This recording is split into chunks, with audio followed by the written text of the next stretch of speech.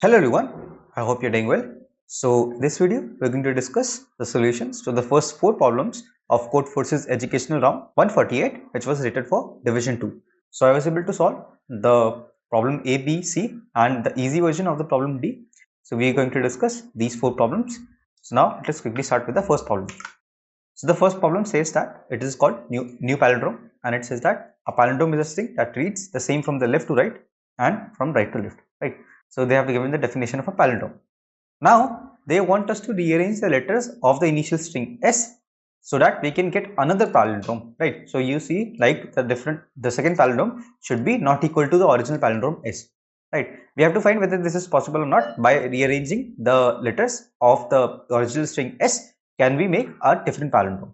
So this problem just had a very simple observation, and I'll tell you how you can solve this problem. For example, the answer for the first test case is yes, that you can arrange them. The answer for the second test case is no, and the answer for the third test case is no, right? So how do we form the answer for this particular problem? So you see, if any string is a palindrome, that means these two strings will be matching, right? These two strings will be matching. These two strings will be matching, right? So like there is no benefit to us in changing the order of the middle string, right, or the middle character. We only need to consider the change in either the left half or the right half.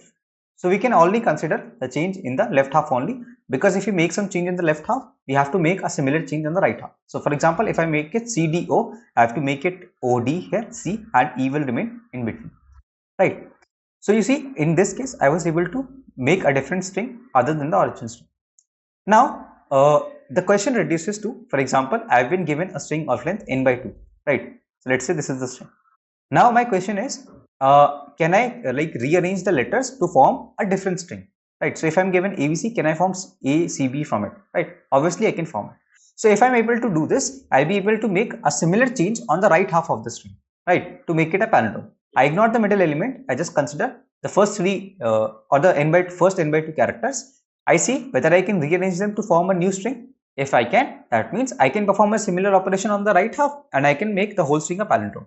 So when is this operation possible? It will be possible only when the number of unique characters are at least 2. So if all the characters are same, no matter how I rearrange them, I cannot change it into a new string. So only if there are at least 2 unique characters, I can change their order. I can perform a similar operation to the second half of the string such that the whole string becomes a palindrome, right? So this is what you essentially have to do. I've explained this problem in great detail. However, like this much thinking was not required in this question. This is just for your idea so that you completely understand the problem. So essentially what we'll have to do is we'll have to take the first n by 2 characters and we have to take the floor of it so that we don't take the middle character. If among these n by 2 characters, the first n by 2 characters, there are at least 2 distinct characters, the answer will be yes, otherwise the answer will be no. So let me just show you the code for this particular problem, what I did during the contest. So the way I did it was I'd taken the input S, right? This is the original string S. Now I initialize a set of characters and I just run a loop till size of the original string S divided by 2, and I insert all of these values into my set. So if the size of my set is greater than 1, I print yes, otherwise I print no. So this would be the solution to the first problem. Now coming on to the second problem. So a lot of people were having some issues with the test cases on this particular problem, and we're going to discuss exactly that particular test case which people thought that was wrong, right? So let us discuss this particular problem which says maximum sum.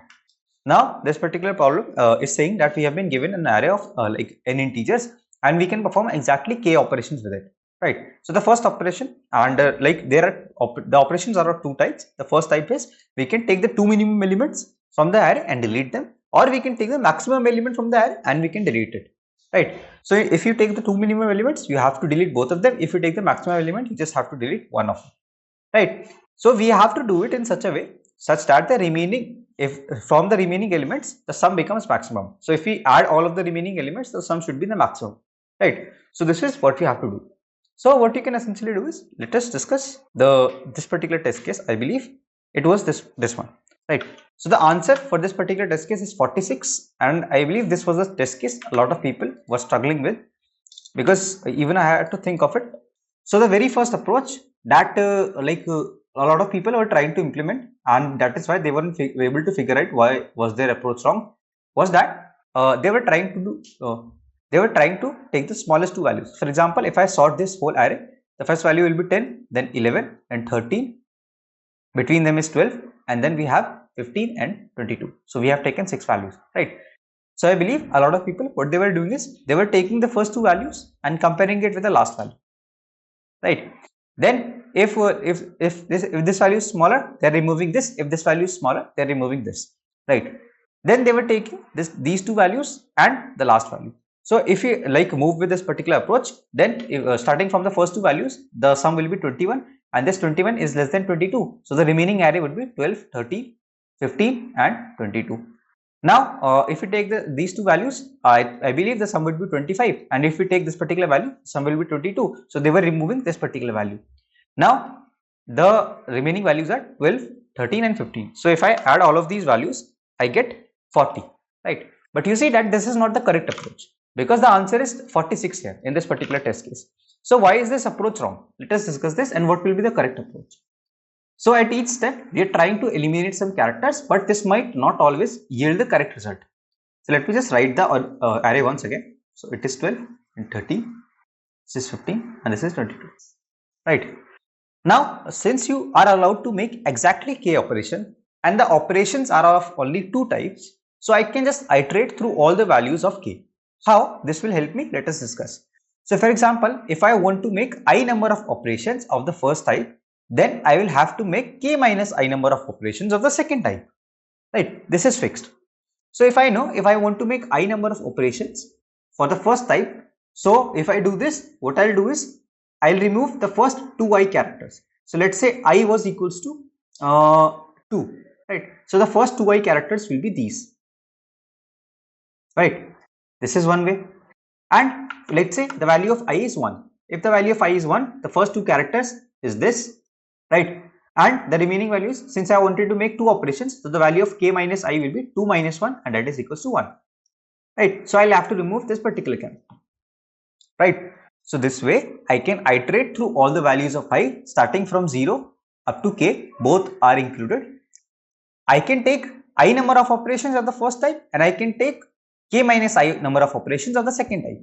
If I want to take I number of operations of the first type, I will have to remove the first 2 into I characters or 2 into I numbers, and if I want to make k minus I number of operations of the second type, I will have to remove k minus I number of elements from the end, right? So you can see how much this changes our answer by using a prefix or and a postfix array. So if I calculate the prefix sums for this particular array and I also calculate the postfix sums of this particular array, then I will be easily able to calculate what will be the value that will be subtracted from my answer if I remove the first two I elements, because their sum will be pre of 2I, right?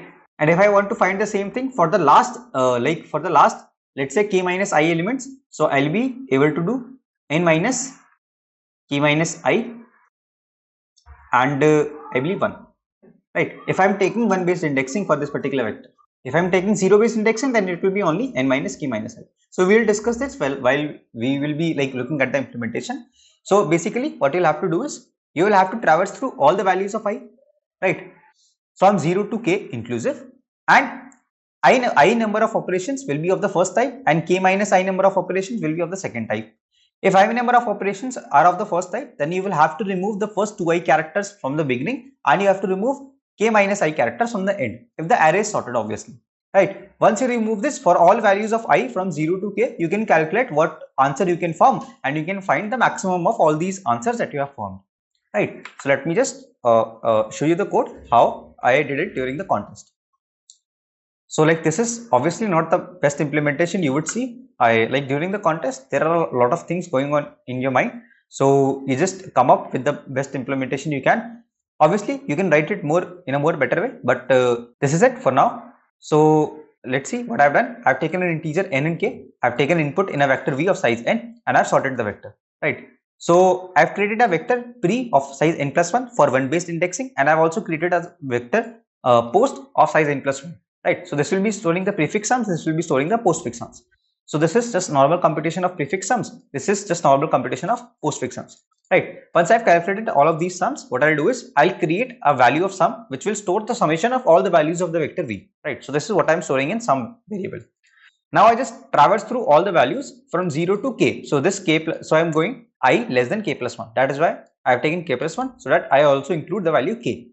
Now x is the number of operations of the first type and y is the number of operations of the second type. So if I want to perform x, I'll have to take current is equals to p of 2x into x. So in the variable current, I'm trying to store what are all the values that I have to remove, right? So I'm taking p of 2x of x, right?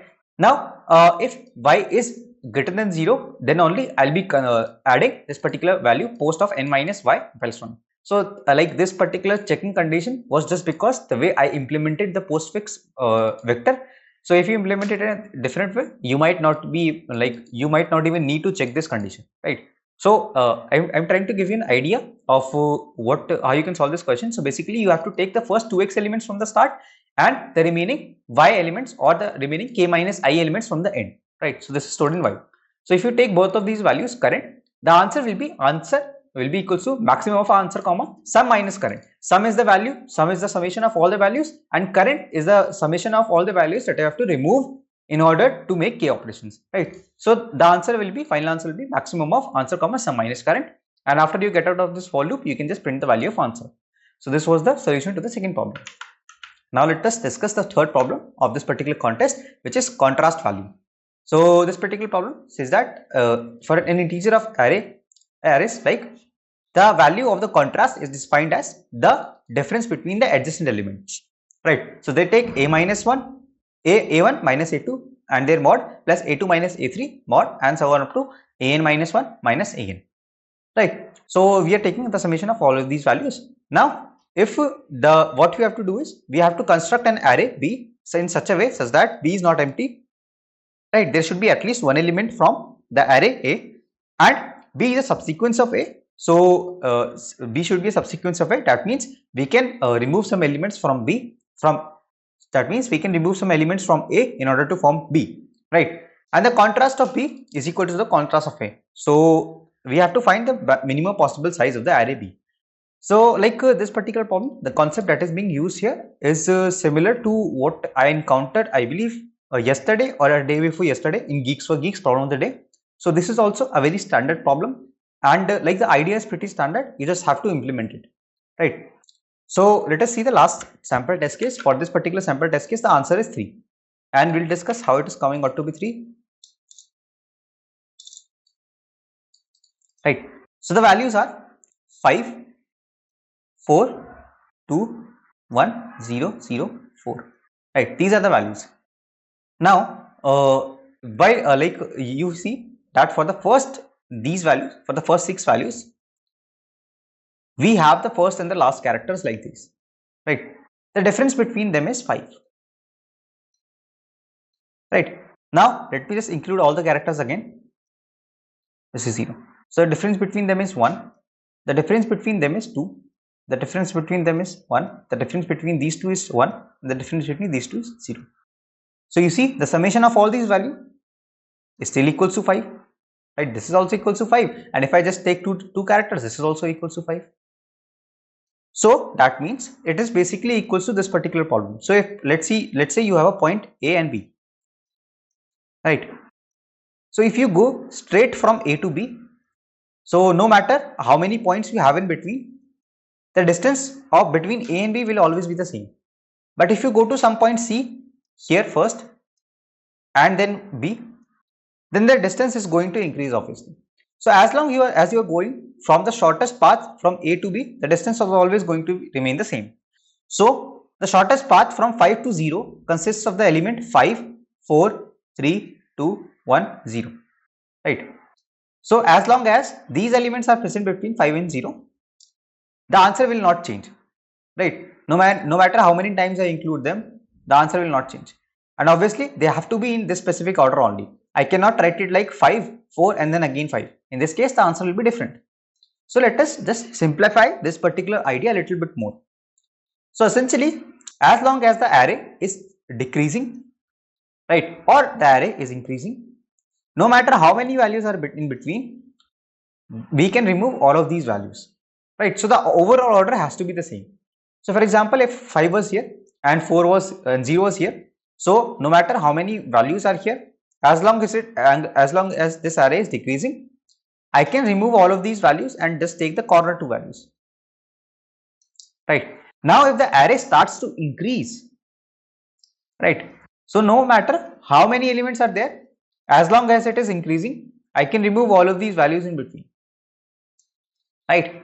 So basically you have to count these number of inflection points, right? The points at which the array changes its nature, right? Or we can also say it like the array was initially decreasing and now the array has become increasing. So this will be the inflection point, and I'll have to include the element at this particular inflection point, right? So for example, what we'll do is we obviously will have to include the first element, right? We cannot ignore the first element. We'll have to include the first element. Now if I have included the first element, what I'll see is I'll try to find what will be the direction of the array. Either it is increasing or it is decreasing, right? So for example, I encounter a 4 first, right? So that means it is a decreasing array. So I can also save this information somewhere. So let's say I have a variable p which is going to save that my array is currently decreasing or currently increasing. So let's say -1 denotes that it is currently decreasing and p is equals to +1 denotes that it is currently increasing. So now the next element is 3. So this is decreasing, right? 3 is smaller than 4, right? Now the value of p was negative. That means the previous array was decreasing and the new value that is being added also make it decreasing, right? If I added a new value 2, now that means that 3 is smaller than 2 and the array was already decreasing, so no problem. Now if I add 4, now the array has become increasing, but previously it was decreasing. That means this is an inflection point and I need to add some value to my array, right? I will have to include this particular value in my array. So in this case, I'll have to include 5 and then 2, right?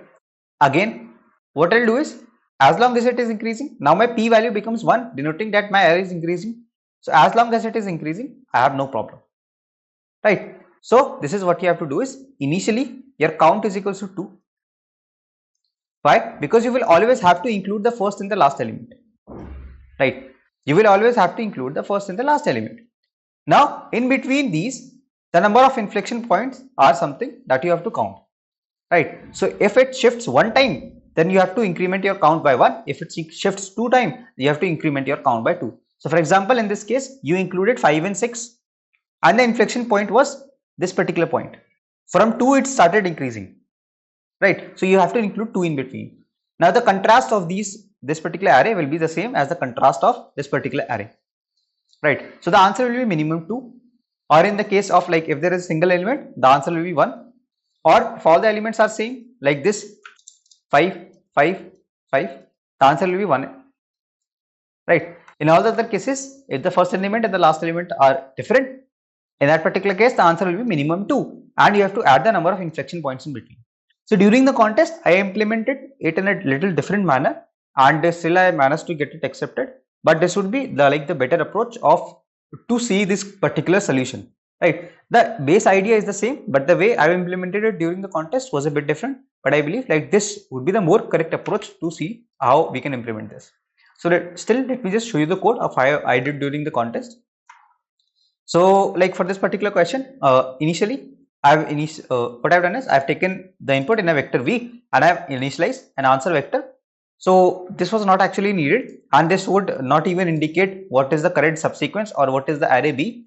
So this was something I just took, and it is not, I'm repeating, it is not an actual representation of how the array b will look like, right? This is far different from the array b. This will just help me to get my answer as I can find the size of this particular vector, and this particular vector and the vector b will have the same size. This is the only similarity between them. So initially I initialize my value with p is equals to 0. I just start my loop from 1 to n. Now if the previous value and the current value are same, that means I can just skip this particular iteration and I can continue with the next iteration. If the value of p is 0, that means I've only taken the first element, I have not taken any other element. What I'll do is, if v of I is equals to, if v of I is greater than v of I minus 1, that means it is an increasing sequence, I'll mark my p is equals to 1, otherwise I'll mark my p is equals to minus 1, right? If it is increasing, value of p is 1, if it is decreasing, value of p is minus 1. I push it into my answer vector, right? Otherwise what I'll do is, that means V of I is not equal to V of I minus 1, none, and we have some value of P other than 0, then we will come to this particular case. If V of I is greater than V of I minus 1, that means the current element is greater than the previous element and P is also increasing. That means the previous array was increasing, the current state is also increasing. I can continue, no problem. If V of I is less than V of I minus 1, that means the current state is decreasing and P is equals to minus 1. That means the current state is decreasing and the previous state was also decreasing. Again, I can continue. Only if these two values does not match, what I'll do is I'll update the value of P. If V of I is greater than V of my I minus 1, I'll mark it as 1. Otherwise, I'll mark it as minus 1 and I'll push V of I into my answer vector. So again, I am repeating, this answer vector is not a representation of the actual vector B. It is such that their size is going to be the same, right? So I just print the size of the answer. So the base idea is the same. You can find your own way to implement this particular problem. Now let us discuss the last problem of this particular video, that is red blue operations. So this is the easy version of the problem, and in this easy version, the constraints on NRQ are up to 1000 only, right?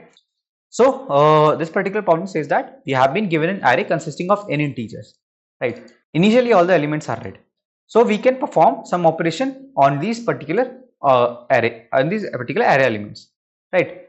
So what I can do is I can perform the following operation multiple number of times. If the element is already red, I can increase it by the value I. If the element is blue, I can decrease it by the value I, right? And each time I apply an operation, its color switches. So if it is red, it will become blue. If it is blue, it will become red. Red means I can increase its value. Blue means I can decrease its value, right? And the value of I is the number of operation that I am applying. If I am applying the first operation, the value of I will be 1. If I am applying the second operation, the value of I will be 2, right? So this is what I have to do. Now, given what we have been given is, we have been given q queries in the form of k, right? So k will be given to us and we have to tell what will be the largest minimum element in the array if we apply exactly k operations. So what do we mean by this particular line? After applying k operations, we have to find the minimum element among the array, right? And this particular element should be the largest in all the ways in which I can apply k operations, right? So I have to find the largest minimum element. And they have also stated that the operations do not affect the array in between queries. That means all the queries are asked on the initial array, right? So this is very important. Now let us discuss this problem and how we can solve this. So I'm going to discuss the first sample test case here. So this is the first sample test case for this particular problem. Now you see, first of all, I'll just sort the array. So it is 2, 4, 5, 8. Right, so that is it is easier to see. Now, if I have only one operation, I would always want to improve the smallest element, right? I will try to add 1 to it. Okay, cool. If I have two operations, what I can do is I can add 2 to it and I can add 1 to it. So I hope that you are able to see what I am trying to do here, right? I am trying to add the greatest value to the smallest element and the next value to the next element that is greater than it. So why only this particular method, or why we want to greedily apply these values like these? So the reason is all the values that I apply, so for example, if I have k operations, the values that I can increase it will be in the order of k, k minus 1, k minus 2, k minus 3.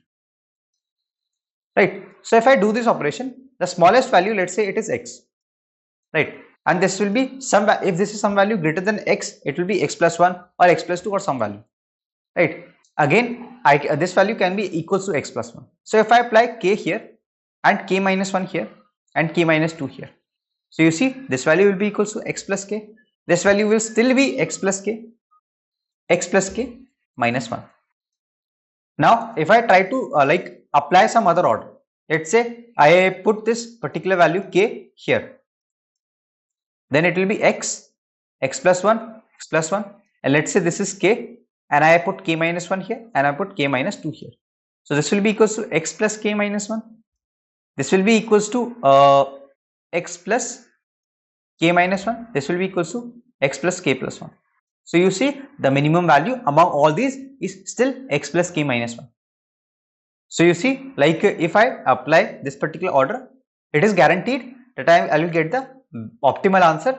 And here also I got this particular value x plus k minus 1. But there might be some cases where I might not get this particular value, and it is always optimal to assign the biggest element to the smallest number, right? Now that this part is clear, we have understood that we want to assign the biggest element to the smallest number. And if the value of k is less than equals to n, then I can easily do it. If I say, let's say this is b1, this is b2, this is b3, and this is b4. Let's say there are 4 values. I can assign the greatest number g1, then g2 here, then g3 here, and g4 here. Right. Now what happens if there are if the value of k is greater than n? Right. Now let us discuss what we can do. Let's say the value of k is equals to 6. 1, 2, 3, 4, 5, 6. Now we want to maximize our minimum value. That means when the ball becomes blue, after we apply the first operation, I can increase the value of b1, b2, b3, b4. Now that it becomes blue, whenever I add some value to it, right? Whenever I add some value to it, it will decrement its value. And one more thing very interesting, you will notice the ball becomes blue only when I've already added a value to it. So for example, if for some bx, I added 1 to it, right? Now this ball was initially red, now it has become bx plus 1 and the ball has become blue. Now if I want to apply one more operation to it, this operation will have to be somewhere from 2, 3, 4, 5, 6. And irrespective of which number I choose, this final value will always be less than bx. So let's say I choose 2, this value will become bx minus 1. The color will again become red. So this final value will always be less than the original value bx. Right. So this is the first important observation that we make. Right. First of all the balls are red. So let's say all the balls are initially red. Right. So let me just take some other value. Let's say I apply the fourth operation on it. If I am applying a fourth operation to any value, that means I have already used the first 3 operations. Right. So let's say I applied the fourth operation to a ball bx whose color was initially red. Now the value of this particular ball will become bx plus 4 and its color will become blue. Now if I want to apply any operation, I am repeating any operation on this ball again, I'll have to choose from some values from 5 to greater than 5, right? So this particular value, let's say I choose 6. So this value will become bx minus 2. The color will become red, but the value will be smaller than the original value of bx, right? So this is our very first observation.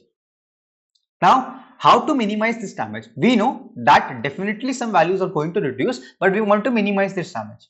So for any ball bx, I am going to take the adjacent 2 colors, right, or the adjacent 2 operations, so that I increment it by 1, then I decrement it by 2. So the overall change will be 1 and the value will become bx minus 1. Now let us take some other adjacent values. Let's say 4 and 5. The value will be bx plus 4 minus 5. The final value will be bx minus 1. So the overall damage is only 1.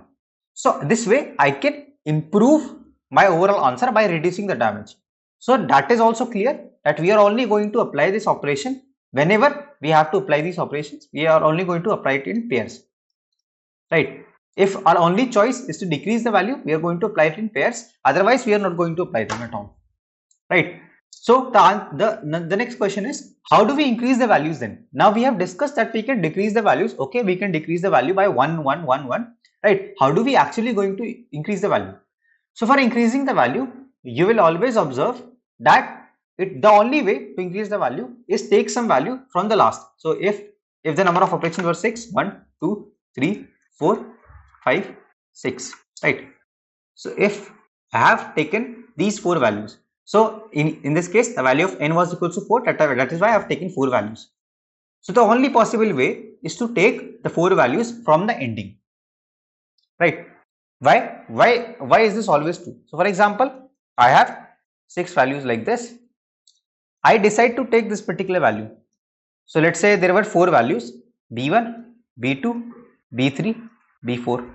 I decide to take this value for, let's say, b3. So b3 will become b3 plus 2, right? Now b1, b2 and b4 are unchanged. This is red, this is red, this is blue and this is red. So if I have already performed the second operation, that means I would have also performed the first operation. So let's say this was also b4 plus 1 and this is going to become blue as well, right? Now I have only 2 red balls and I have 4 values remaining, right? If I have only 2 red balls and 4 values remaining, that means that at least two of these values are going to decrease my answer. So let's say I chose these two elements and I added to my answer b1 plus 6 and b2 plus 5. This will be b3 plus 2 and b4 plus 1. Now the thing is, all the balls have become blue. This was 2. Right. So I'm just trying to separate these two values. So all the balls have become 2 and I have these 3 and 4 still remaining with me. I'll have to subtract these 3 and 4 from some ball. So you see, instead of subtracting only 1 and 1, now I will have to subtract 3 and 4. Right. So this is not very optimal. Now what we can do is the same thing. I can take the last 4 values and I'll be using these last 4 values to increase my answer. For the remaining values, I am going to take them in pairs and I am going to decrease them my values by 1. Right. So if I am taking them in pairs and decreasing my value by 1, so if I take for let's say 1 comma 2 at b1, so it will be equals to b1 minus 1 and the color will become red again, so that I can add one of those values from here to this particular value. Right.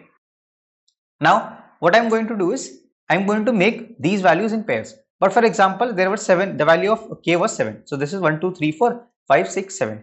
Now I try to take 4 values from here. But you see, I can only form one pair and this value is remaining.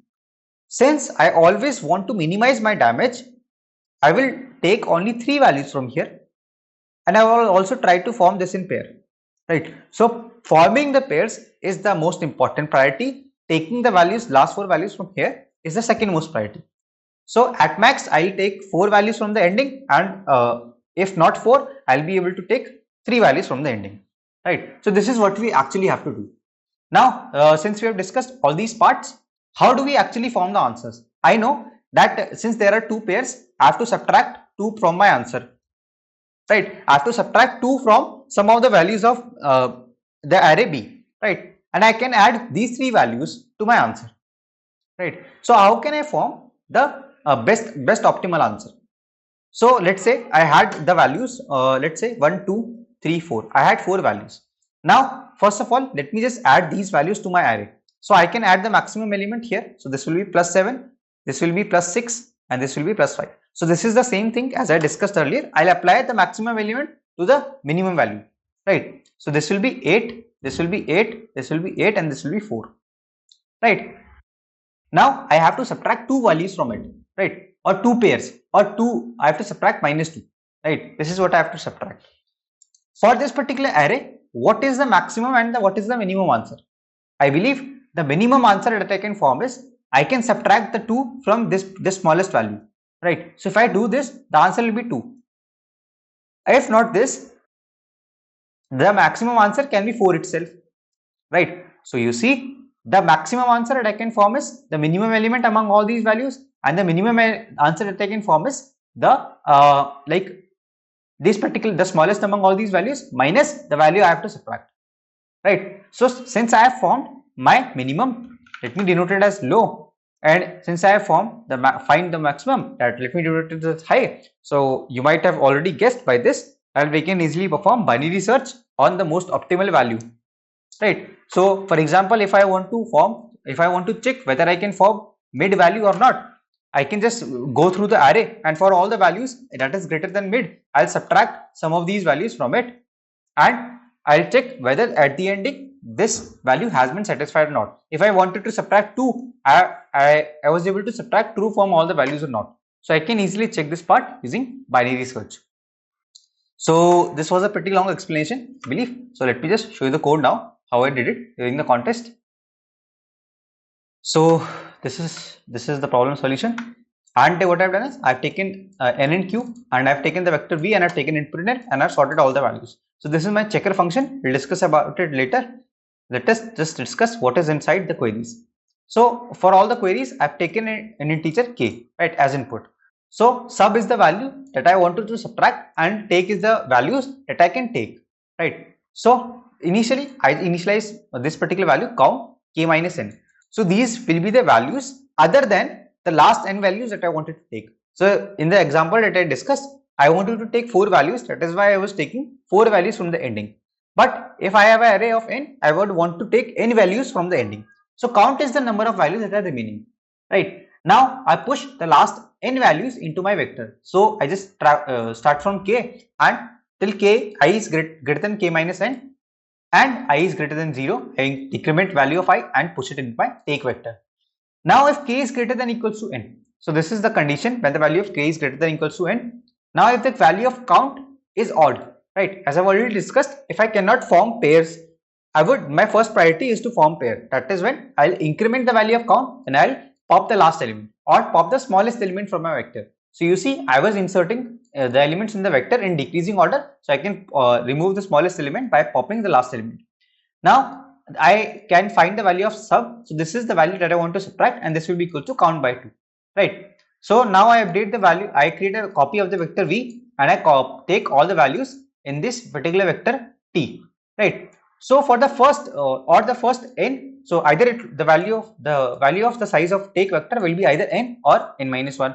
So for all these values that I can take, I'll apply the maximum element to the smallest element in the vector. Right, I am adding the maximum element in the take vector to the smallest element in the t vector.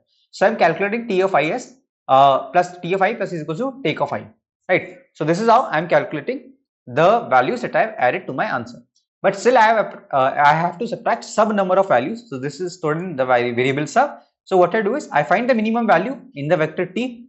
Now the lowest possible answer is minimum minus sub, and the maximum possible answer is minimum. So I am taking the value minimum plus 1 in h, so that this particular value h is never possible. For this binary search, I am using a technique called invariance technique, in which one of the states among low and high is always possible and the other one is never possible. So low will always be possible as answer and high will never be possible as answer.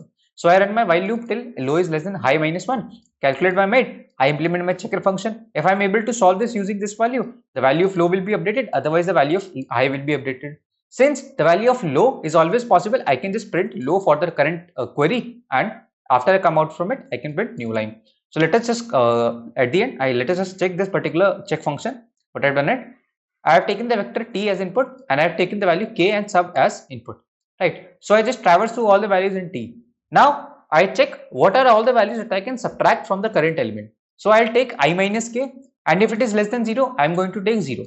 Right, if I is less than k, then I'll be taking 0, otherwise I'll be taking the difference. So dx will be the value that I can subtract, sub is the value that I want to subtract from the whole vector.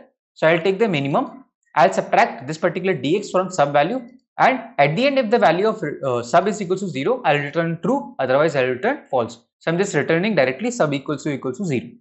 Right, so this will be my checker function. So this was the approach for the problem D1. You can solve it using this particular method. I hope that you guys were able to understand the solutions. If you guys did, then consider dropping a like on this video. It really helps the YouTube algorithm to understand that this video was helpful for you, and you were able to enjoy this video, and you were able to take some value from this particular video. So I also see a lot of people who watch these videos have not subscribed yet. So if you're one of them, consider subscribing to this channel. It's always free of cost, and you can always unsubscribe later if you don't find the videos interesting. And till the next video drops, share this channel with your friends. Keep coding, stay safe, bye bye.